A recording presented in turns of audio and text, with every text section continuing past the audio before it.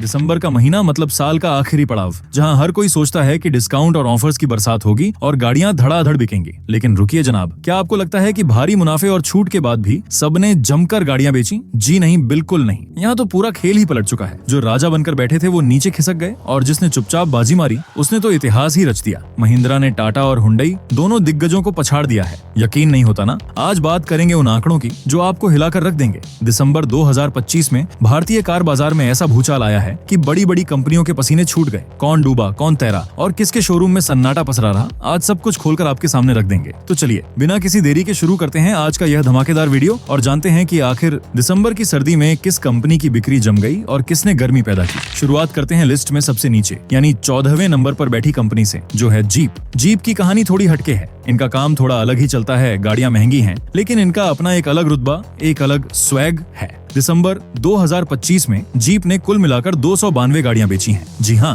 पूरे भारत में सिर्फ 292। सुनने में ये बहुत कम लगता है और है भी। एक बड़े शहर की एक सोसाइटी में शायद इससे ज्यादा गाड़ियां खड़ी होती हैं। लेकिन अगर हम इसकी तुलना नवंबर महीने से करें, तब इन्होंने 253 गाड़ियां बेची थी, तो यहाँ 15.4% की बढ़ोतरी देखने को मिली है। मतलब मामला साफ है, साल के अंत में जीप ने जो थोड़े बहुत ऑफर्स निकाले उसका फायदा इन्हें मिला। मेरिडियन और कंपास जैसी गाड़ियों के लिए 2-4 ग्राहक भी बढ़ जाएं तो इनके लिए बड़ी बात होती है। अब जरा आगे बढ़ते हैं और देखते हैं 13वें नंबर की तरफ, जहां बैठी है सिट्रोएन। सिट्रोएन अभी भी भारतीय बाजार में अपनी जगह पक्की करने के लिए हाथ पांव मार रही है। इनकी गाड़ियां अच्छी हैं, सस्पेंशन का तो कोई जवाब नहीं, एकदम मक्खन। लेकिन भारतीय ग्राहक को लुभाना इतना आसान नहीं है बॉस। दिसंबर में इन्होंने 1190 गाड़ियां बेची हैं, जबकि नवंबर में यह आंकड़ा 1224 था। यहाँ 2.8% की गिरावट है। मतलब सिट्रोएन की कार साल के अंत में थोड़ी धीमी पड़ गई। बसाल्ट एंड C3 एयरक्रॉस जैसी गाड़ियों पर दांव लगाने के बावजूद ग्राहक शोरूम तक उस तादाद में नहीं पहुंचे जितनी उम्मीद थी। शायद इनको अपनी रणनीति पर फिर से विचार करना होगा,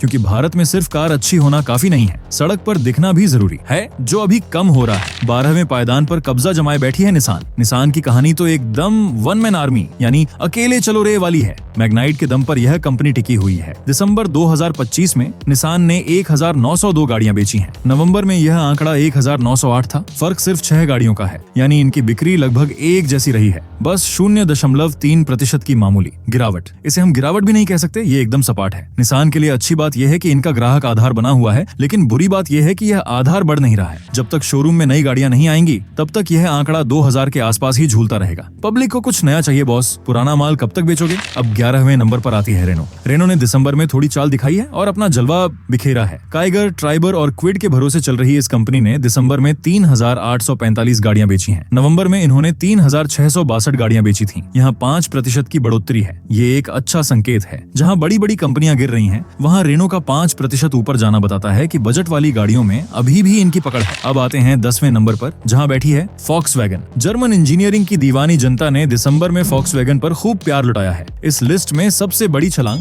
प्रतिशत के मामले में शायद इन्होंने ही मारी है। दिसंबर में फॉक्सवैगन ने 4256 गाड़ियां बेची हैं। नवंबर में यह आंकड़ा सिर्फ 3342 था। सच्चाई यह है कि यहाँ सीधे 27.3% की भारी बढ़त है। सोचिए जरा, एक महीने में लगभग 30% की ग्रोथ। ये दिखाता है कि साल के अंत में फॉक्सवैगन ने जो ऑफर्स निकाले या जो भारी छूट दी, वो एकदम निशाने पर लगी। टैगुन और वर्टस के खरीदारों ने शायद इसी मौके का इंतजार किया था। जब मजबूती के साथ अच्छी कीमत मिल जाए तो अपना भारतीय ग्राहक पीछे नहीं हटता। 9वें नंबर पर है फॉक्सवैगन की ही जोड़ीदार स्कोडा। स्कोडा भी पीछे नहीं है, लेकिन इनकी रफ्तार थोड़ी धीमी रही, कछुए जैसी लेकिन मजबूत। स्कोडा ने दिसंबर में 5567 गाड़ियां बेची हैं। नवंबर में इन्होंने 5491 गाड़ियां बेची थीं। यहाँ 1.4% की मामूली बढ़ोतरी है, यानी कार आगे तो बढ़ी लेकिन बहुत धीरे। स्कोडा, कुशाक और स्लाविया अपनी जगह बनाए हुए हैं। स्कोडा के लिए भी यह सकारात्मक महीना था, क्योंकि बाजार गिरने के बावजूद इन्होंने अपने नंबर नहीं गिरने दिए। यह स्थिरता दिखाती है कि स्कोडा के पक्के वाले ग्राहक अभी भी मजबूती से उनके साथ खड़े हैं। 8वें स्थान पर कब्जा किया है होंडा ने। होंडा, जिसे लोग अक्सर कहते हैं कि यह धीरे धीरे गायब हो रही है, उसने दिसंबर में सबको गलत साबित कर दिया और बता दिया कि शेर अभी बूढ़ा नहीं हुआ है। होंडा ने दिसंबर 2025 में 5807 गाड़ियां बेची हैं। नवंबर में यह आंकड़ा 5204 था। यहाँ 11.6% की शानदार ग्रोथ है। ये बहुत बड़ा नंबर है भाई। होंडा सिटी और एलिवेट ने मिलकर मोर्चा संभाला है। ऐसा लगता है कि होंडा के भरोसेमंद इंजन और साल के अंत में मिलने वाले फायदों ने ग्राहकों को शोरूम तक खींच ही लिया। होंडा की ये वापसी बता रही है कि अगर माल सही हो और कीमत सही हो तो भरोसा आज भी बिकता है। 7वें नंबर पर है MG, मॉरिस गैरेजेस। तकनीक और फीचर्स से लदी इनकी गाड़ियों ने दिसंबर में 6,500 यूनिट्स की बिक्री दर्ज की है। नवंबर में यह आंकड़ा 5,754 था, 13% की सीधी बढ़ोतरी। ये दिखाता है कि एमजी की नई रणनीतियां और उनकी बिजली वाली गाड़ियों की रेंज काम कर रही है। विंडसर जैसी गाड़ियों का असर हो या फिर हेक्टर का सदाबहार जलवा, एमजी ने साबित कर दिया है कि वे अब भारतीय बाजार के एक मजबूत खिलाड़ी बन चुके हैं। अब बात करते हैं टॉप 6 की,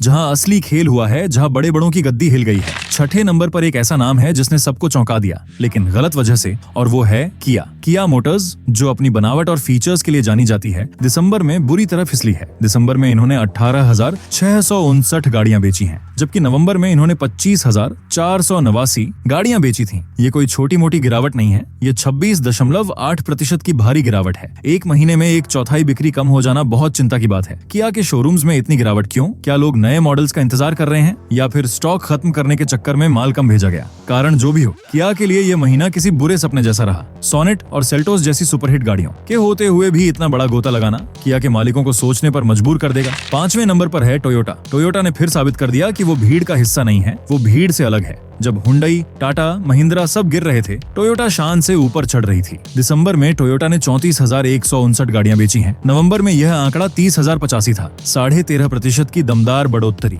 यह है टोयोटा का जलवा, ये है इनका भौकाल। इनोवा और हाईराइडर की दीवानगी कम होने का नाम नहीं ले रही। टोयोटा के ग्राहक डिस्काउंट नहीं देखते, वो कार की विश्वसनीयता देखते हैं कि कार कभी धोखा नहीं देगी। शायद इसीलिए साल के अंत में भी जब लोग खरीदारी टालते हैं, टोयोटा के ग्राहकों ने जमकर गाड़ियां खरीदी। टोयोटा के लिए दिसंबर बहुत ही शानदार रहा और उन्होंने 5वां स्थान मजबूती से पकड़ रखा है। अब आते हैं टॉप 4 पर, जहां हुआ है सबसे बड़ा उलटफेर, जहां तख्ता पलट हो गया है। चौथे नंबर पर खिसक गई है हुंडई। जी हाँ, आपने बिल्कुल सही सुना, भारत की नंबर 2 कंपनी कही जाने वाली हुंडई अब नंबर 4 पर है। यह अपने आप में एक बहुत बड़ी खबर है। दिसंबर 2025 में हुंडई ने 42,416 गाड़ियां बेची हैं, जबकि नवंबर में इन्होंने 50,340 गाड़ियां बेची थीं। 15.7% की गिरावट, ये बहुत बड़ा झटका है। हुंडई जैसी दिग्गज कंपनी का 50,000 के आंकड़े से नीचे गिरकर 42,000 पर आना, ये बताता है कि मुकाबला कितना कड़ा हो गया है। क्रेटा, वेन्यू जैसी गाड़ियों के होते हुए भी हुंडई का चौथे नंबर पर आना कंपनी के लिए खतरे की घंटी है। टाटा और महिंद्रा ने हुंडई को बहुत पीछे छोड़ दिया है।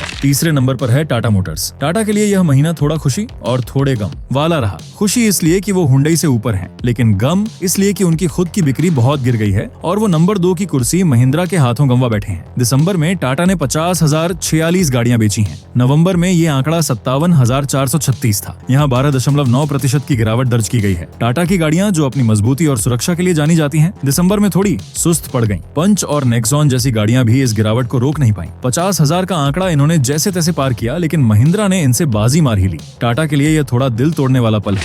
और अब दूसरे नंबर पर नया सिकंदर, नया बादशाह महिंद्रा। महिंद्रा ने दिसंबर में कमाल कर दिया, एकदम धमाल मचा दिया। हालांकि सच बात यह है कि महिंद्रा की बिक्री भी घटी है, लेकिन वो अपने राइवल से कम गिरे, इसलिए वो जीत गए। महिंद्रा ने दिसंबर में 50,946 गाड़ियां बेची हैं। नवंबर में यह आंकड़ा 56,336 था। इनकी बिक्री में 9.6% की गिरावट आई है। लेकिन ध्यान दीजिए जनाब, टाटा की बिक्री 50,046 थी और महिंद्रा की 50,946। सिर्फ 900 गाड़ियों के अंतर से महिंद्रा ने टाटा को पछाड़ दिया और भारत की दूसरी सबसे ज्यादा कार बेचने वाली कंपनी बन गई। स्कॉर्पियो एन और एक्सयूवी 700 का जो जादू है, वो अभी भी सर चढ़कर बोल रहा है। एसयूवी के बाजार में महिंद्रा ने दिखा दिया कि असली दादा कौन है। हुंडई और टाटा को पीछे छोड़ना कोई छोटी बात नहीं है। ये महिंद्रा के लिए एक ऐतिहासिक पल है। उन्होंने बता दिया कि देसी कंपनी किसी से कम नहीं। और अंत में नंबर 1 का ताज जिसके सिर पर हमेशा रहता है, वो है मारुति सुजुकी। बाजार गिरे या उठे, आंधी आए या तूफान, मारुति अपनी जगह से नहीं हिलती। बल्कि दिसंबर में जब सब दिग्गज गिर रहे थे, मारुति ने अपनी बिक्री बढ़ा ली।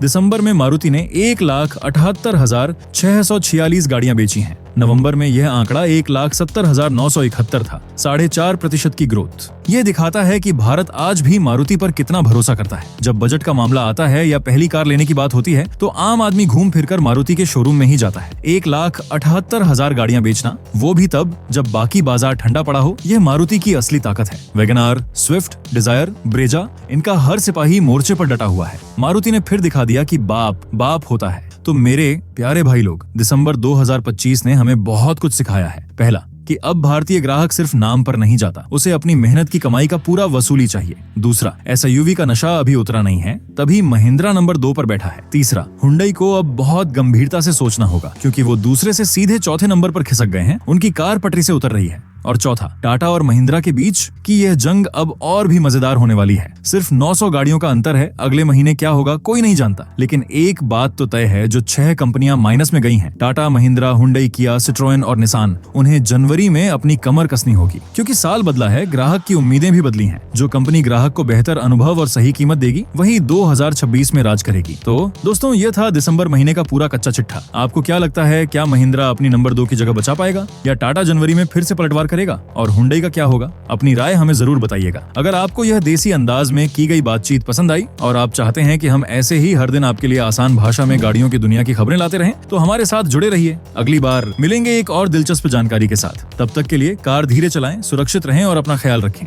धन्यवाद। जय हिंद।